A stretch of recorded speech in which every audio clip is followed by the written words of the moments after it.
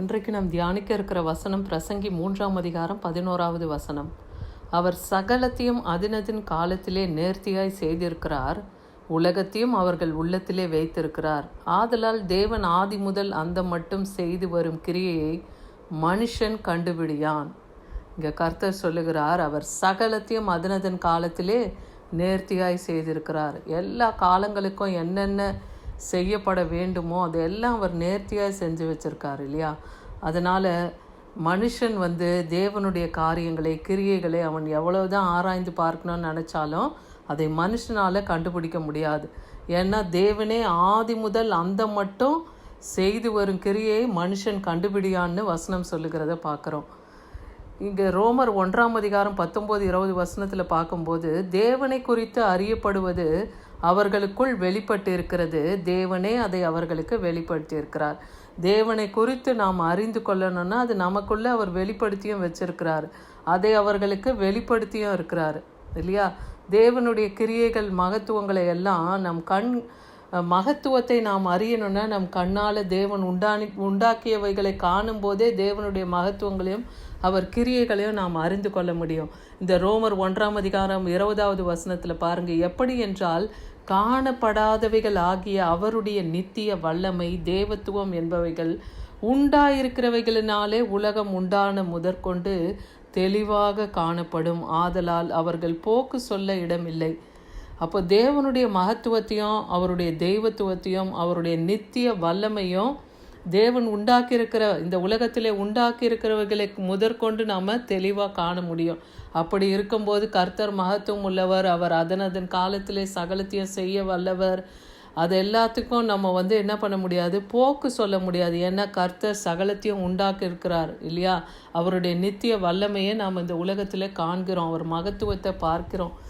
ரோமர் 11ஆம் அதிகாரம் 33வது வசனத்தில் பாருங்கள், தேவனுடைய ஐஸ்வர்யம் ஞானம் அறிவு என்பவர்களின் ஆழம் எவ்வளவா இருக்கிறது. கர்த்தருடைய ஐஸ்வர்யம் இந்த உலகத்தில் பூமியில் உண்டானவைகளும் வானத்தில் உண்டாயிருக்கிறவைகளும் எல்லாம் அவருடைய ஐஸ்வர்யங்கள் இல்லையா.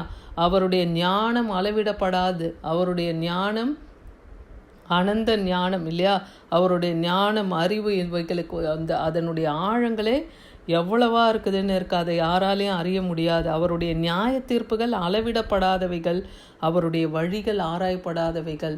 தேவனுடைய வழிகளை ஒருவனாலும் அறிந்து கொள்ள முடியாது இல்லையா. அதான் நம்ம நினைக்கிற நினைவுகளும் யோசிக்கிற நம்முடைய வழியும் அவருடைய வழிகள் அல்லன்னு சொல்கிறாரு. உன் நினைவு அவருடைய நினைவு அல்ல இல்லையா. அவர் அது வானத்துக்கும் பூமிக்கும் எவ்வளோ மேலானதோ அப்படிப்பட்டது அவருடைய நினைவு.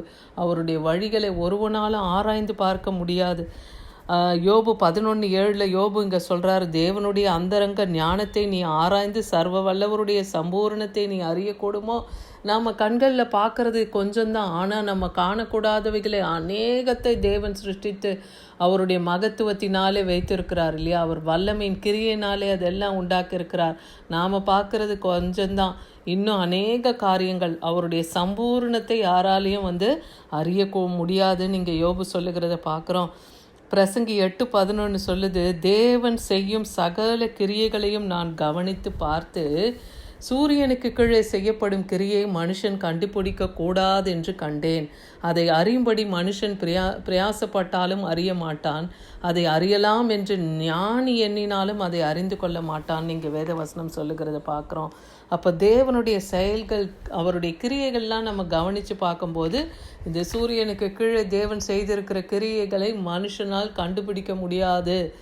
ஒரு ஞானி போய் அதை ஆராயணும்னு நினச்சா கூட அதை அவனால் அறிந்து கொள்ள முடியாது. அப்படி எல்லாவற்றையும் தன்னுடைய அனந்த ஞானத்தினாலே தேவன் உண்டாக்கி வைத்திருக்கிறார் இல்லையா. அதனால் கர்த்தர் சகலத்தையும் அதன் காலத்திலே அவர் செய்து முடித்திருக்கிறார்.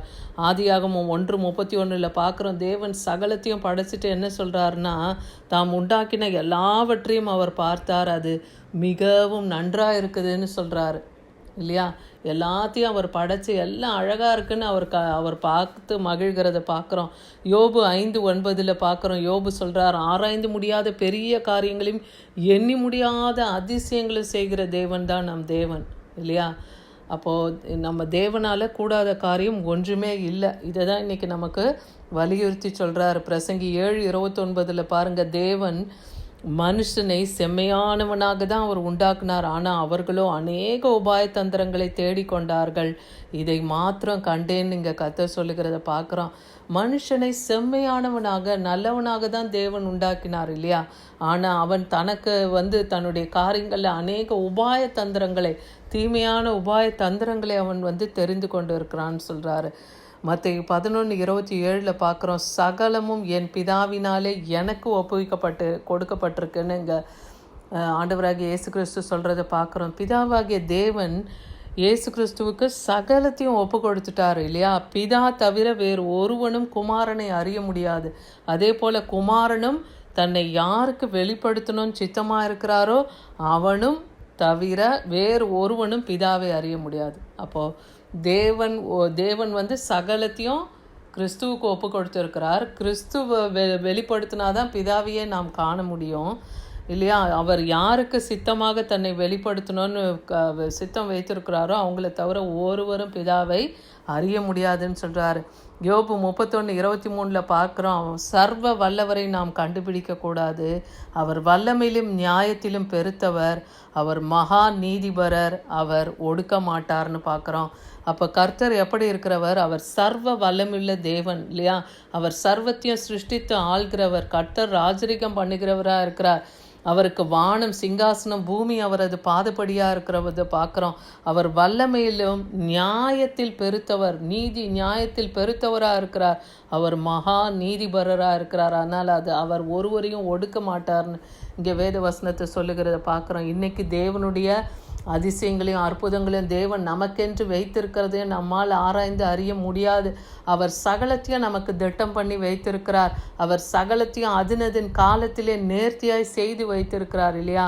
அவருடைய அனந்த ஞானத்தை மனுஷனாலே அறிய முடியாது. அதனால் நாம் தேவனை மகிமைப்படுத்தணும். தேவன் சத்தியபரர், அவர் நீதிபரர், அவர் வல்லமையுள்ள தேவன், அவர் கிருபையும் மகத்துவமும் உள்ள தேவன் இல்லையா? நாம் தேவனை மகிமைப்படுத்தணும். இப்படிப்பட்ட வல்லமுள்ள தேவன் தான் நம்முடைய தேவனாக இருக்கிறார். அதனால் நாம் எதை குறித்தும் கவலை கொள்ளாமல் அவர் நமக்காக வைத்திருக்கிற நன்மையை நம் கண் காணவும் இல்லை, நம் இருதயத்தில் அதை யோசிக்கவும் இல்லை இல்லையா? அப்படி ஒரு காரியத்தை நமக்காக வைத்திருக்கிறார்.